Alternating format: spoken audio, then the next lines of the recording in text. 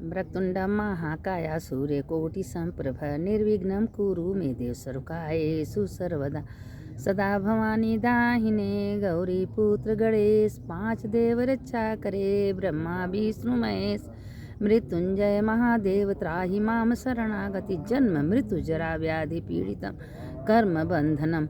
देखिए, हम आप लोगों को आज से कुंभ नगरी में प्रयाग क्षेत्र में हम आप लोग को ज्योतिर्लिंग 12 ज्योतिर्लिंग का कथा भेजेंगे। रोज एक ज्योतिर्लिंग का कथा हम आप लोग को भेजेंगे और थोड़ा सा ज़्यादा तो नहीं, माघ महात्म का थोड़ा सा भेज देंगे। आप लोग सुनिए, लाइक करिए, दूसरों को भेजिए। देखिए, कथा पुराण कितनी महिमा है। ये प्रयाग क्षेत्र है, कुंभ की नगरी है।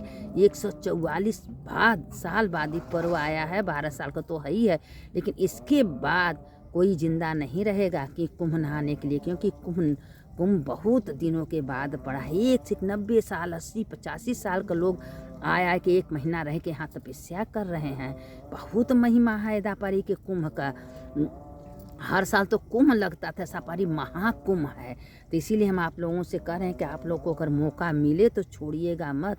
2 दिन 4 दिन जितना आप लोग को समय मिले आइए, रहिए, नहाइए। सब सुविधा भगवान ने सबको देते हैं, सब बनाया गया है, हर जगह सुविधा है। नहाइए, त्रिवेणी में संगम में स्नान करिए, दर्शन करिए, पूजा करिए, क्योंकि यहाँ का महिमा ये सब समय फिर आने वाला नहीं है। पता ना हम लोग जिंदा रहेंगे कि नहीं रहेंगे, तो इसका फ़ायदा उठा ले दीजिए। देखिए, कुंभ नगरी है, यहाँ के लोग 90 साल का लोग आया डंडा लेके नहा रहे हैं। क्या उससे सब गैर गुजरा? ये शरीर का क्या है? शरीर आज है, कल जाने वाला है। ये शक्ति जो हम बोल रहे हैं, चल रहे हैं, शक्ति निकल जाएगा तो क्या है, शक्ति फिर लौट के आएगा? नहीं आएगा। तो इसीलिए भगवान कहते हैं जितना हो सके कर लेना चाहिए। अब देखिए कि भगवान जो हैं, अब देखिए यहाँ क्या माहौल है, अगल बगल भगवान का चर्चा, कथा, पूजा सब हो रहा है, कान में जा रहा है। जो आनंद यहाँ है वो आनंद कहीं नहीं मिलेगा, स्वर्ग में भी नहीं मिलेगा।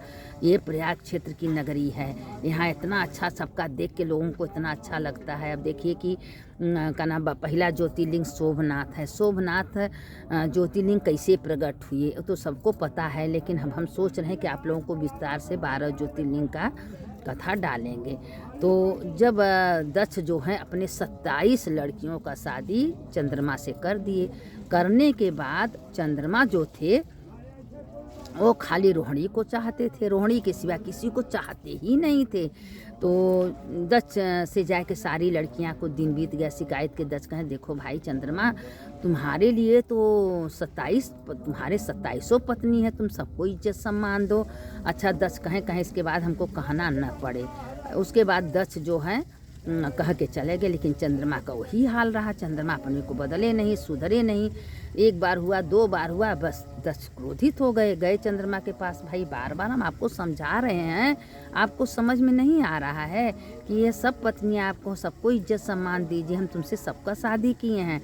तो दक्ष को अपना श्राप दे दिए, तुमको क्षय रोग हो जाए, तुम शरीर को, तुमको इतनी अहंकार है, घमंड है, तुम शरीर से पीड़ित हो जाओ।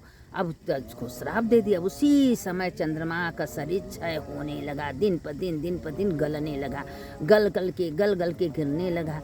अब सारे त्राही मच गया, सारे देवता हाहाकार करके कहने अब क्या होगा, बिना चंद्रमा का कैसे भाई अजोरा होगा, चंद्रमा दिखेंगे। अब सब एक ओर से कहने लगे। तो क्या हुआ कि सब देवता मिल के बृहस्पति भगवान के पास गए, उनसे कहे भाई ये एक ही उपाय है कि शिव का आराधना करिए। और शिव का आराधना करते करते वहाँ गए सोमनाथ द्वारिका जिसमें एक बहुत बड़ा कुंड है, चंद्र कुंड है। तो वहाँ बैठ के एक पार्थिव शिवलिंग बनाए के वही में महादेव को ओम नमः शिवाय ओम नमः शिवाय ओम नमः शिवाय करके वो पार्थिव लिंग में पूजा करते बहुत सालों बीत गया। तो महादेव प्रकट हो गए, कहें भाई चंद्रमा चलो क्या चाहिए, तुम वरदान मांगो। तो कहें कि देखिए पूर्ण रूप से तो तुमको हम वरदान नहीं, क्योंकि तुम्हारे ससुर तुमको श्राप दिए हैं। हाँ, लेकिन हाँ ये वरदान दे रहे हैं कि तुम जब शुक्ल पक्ष आएगा तो दिन पर दिन तुम्हारा जो चंद्र का रूप बदलता है पूर्णमासी, तुम पूर्ण रूप से हो जाओगे। कृष्ण पक्ष में तुम कम रहोगे। तो कहें कि या तुम्हारा जो क्षय रोग है वो ख़त्म हो जाएगा। तो कहें कि ठीक है महादेव, लेकिन हम ही सोच रहे हैं कि आप हमको वरदान दीजिए, लेकिन एक रूपों से हम आपके सिर पर बैठना चाहते हैं कि जो दोष है सब खत्म हो जाए। कहें ठीक है चंद्रमा। और उसके बाद ज्योतिर्लिंग के रूप में वहाँ महादेव प्रकट होते, सोमेश्वर नाम से वहाँ प्रकट होते शोभनाथ। तो पहला ज्योतिर्लिंग शोभनाथ के रूप में वहाँ गुजरात में प्रकट हो गए हैं। वहाँ चंद्रकुंड है और वहाँ जो है गोमती और समुद्र का मिलन है, संगम है। तो वहाँ लोग जो भी प्राणी वहाँ जाके अगर स्नान करके कुंड में, उसके सब रोग बीमारी शरीर में जो कोई दोष है सब खत्म हो जाता है। तो इसीलिए वहाँ पर पहला ज्योतिर्लिंग शोभनाथ है। तो अब दूसरा ज्योतिर्लिंग मल्लिकार्जुन, तो उसका कथा हम आप लोग को कल डालेंगे थोड़े थोड़े में। पूरा ज्योतिर्लिंग का बरहो ज्योतिर्लिंग का विस्तार से हम आप लोग को कथा डालेंगे, आप लोग सुनिए। अब हम माघ महात्म का कथा सुना रहे हैं कि देखिए माघ महीना में एक सास थी, एक बहू थी। हम देखिए हम माघ महात्म का कथा के कहानी रूप में हम आप लोग से बता रहे हैं कि वो क्या है कि सास से बहू से कही, बहू मेरा तैयारी करो, हमको 1 महीना इलाहाबाद जाके रहना है और हम जाके वहाँ 1 महीना रहेंगे और उसी संगम में नहाएंगे। तो कहें ठीक है माँ जी। उसके बेटा क्या किया, पूरा तैयारी कर दिया, वहाँ ले जाके एक टेंट ले लिया और उसी में सास रहने लगी। रह के खूब धर्म कर्म करने लगी, स्नान करने लगी। और स्नान करके और वही अपने टेंट के आगे जौ बो दी। जौ बोने के बाद छोटा सा औरा का पेड़, केला का पेड़, तुलसी का पेड़ सब लगा दी थी। लगा के दिया बत्ती जलाती थी, पूजा करती थी। और जो लड्डू सड्डू उसकी, तिल का लड्डू है, उससे लड्डू उसकी जो बहू बना के दी थी, वह अपना नहाती धोती थी, दान पुण्य करती थी। ऐसे करते करते करते करते 1 महीना उसका बीत गया। बीतने के बाद और वो बहू का दिमाग जो था कि मेरी सास गई होंगी कुंभ में नहाती होंगी, त्रिवेणी में गई होंगी नहाने, भी सब मन यहाँ था। तो मन, यही भगवान तो मन देखते हैं, लेकिन सास भी अच्छे मन से जब करती थी, सत्संग कथा पूजा ये बदे आई थी भाई। करने के बाद जब 1 महीना हुआ तो बहू को भी उतने पुण्य मिला, उतने सास को मिला, क्योंकि बहू का भी मन तो त्रिवेणी में था और सास को याद कर रही थी कि मेरी सासू माँ गई हैं, नहा धो होंगी, पूजा कर होंगी, इसमें ऐसे कर रही थी।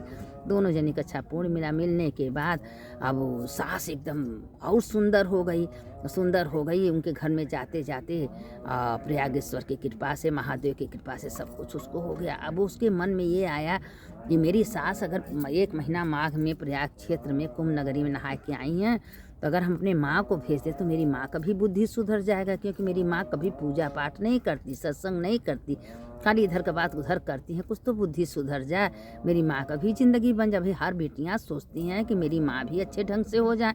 सासू माँ करती हैं तो माँ का भी याद आता है। अब उसने मेरी माँ को बुलाई, माँ तू भी जा प्रयाग क्षेत्र में 1 महीना रहा, कि नहा धो के दर्शन पूजा करा, कथा पूरा सुना। अब उसकी माँ का तो ज़िंदगी भर देखिए, जो बुराई चुगलाई में जिसका मन रहता है वो भगवान में नहीं रहता। तो अपना उसका मन ही नहीं लगा। आई वो अपना सोती थी, खाती थी, खाली घूमती थी, कुछ भी नहीं करती थी। अब करते करते क्या हुआ कि जब पुनवासी आया तो पुनवासी को देख रही है कि कुछ की नहीं, तो भगवान कहें कि ये अब इसको क्या कर, तो उसको चुरैन बना दिए। चुरैन एकदम काली और बाल ओल बहरे निकला, उसको जिससे दिमाग को कर दिए। तो गई कहे माँ तुमको क्या हो गया, तो कहे कि पता नहीं तुम कहाँ हमको भेजी थी, इसी तरह हम ऐसे हो गए। कहें क्यों, तो यहाँ आई पूछे ले, कह रहे क्या, ये तो दिन भर सोती थी, खाती थी, घूमती थी, कभी त्रिवेणी में गंगा में स्नान नहीं की और नल पर भी नहीं नहाती थी, खाली दिन भर खोज रही थी कहाँ मिले कहाँ खाया। भाई लोग कहते हैं कि पंडाल में है, साधु संत के सेवा में है, अगर तुम किसी की हैं बिना दिए कुछ खा रहे हो तो तुम जिंदगी भरे का अपना पुण्य दे दिए और उसका पाप ले लिए। इसीलिए लोग भोजन ब्राह्मणों को क्यों खिलाते हैं, इसीलिए खिलाते हैं ना कि भाई हमको पुण्य मिले। तो जब हम किसी का बिना कुछ दिए खाएंगे तो अपना सारा पुण्य उसको दे के उसका पाप ले लेते हैं। तो यही तरह की थी। तब कहें इसका क्या उपाय, कहें कि इसका यही उपाय है कि कोई अच्छे का संगति इसको पकड़ाइए जो उसको अपने साथ ले जाए, 1 महीना त्रिवेणी में रहें और ले जाए के गंगा में स्नान कराइए, उनको तुलसी जी को दिया दोनों टाइम जलवाइए औरा में दिया जलवाइए, पूजा कराइए, परिक्रमा, तो इनका बुद्धि ठीक हो जाए। तो अब वो बहू सोची कि हम किससे कर, अपने सासू माँ के पास गई। सासू माँ से गई, माँ तो आप ही कर सकती हैं मेरे माँ का उद्धार। तो कहें ठीक है बहू, जब तुम कह रही हो तो हमको कोई दिक्कत नहीं है। अपने समधिन को लेके आई, पकड़ के उनको जबरदस्ती ले जाए संगम में, नहवाई बीचे संगम में, जहाँ जितना दूर पर।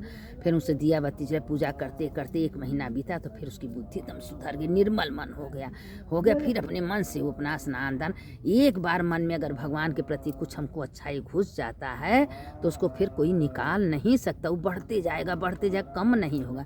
फिर उसकी बुद्धि सुधर गई। फिर हर साल 1 महीना कल्पवास के लिए आती थी, अपना दान धर्म पूजा पाठ करने लगी। एकदम सुंदर मन हो गया। अब मरने के बाद दोनों विष्णु लोक में गए, विमान आया। जो कहते हैं कि माघ महीना में 1 महीना रह के स्नान ध्यान जब पूजा करता है, उसका फिर जन्म नहीं होता, गर्भावस्था में नहीं आता।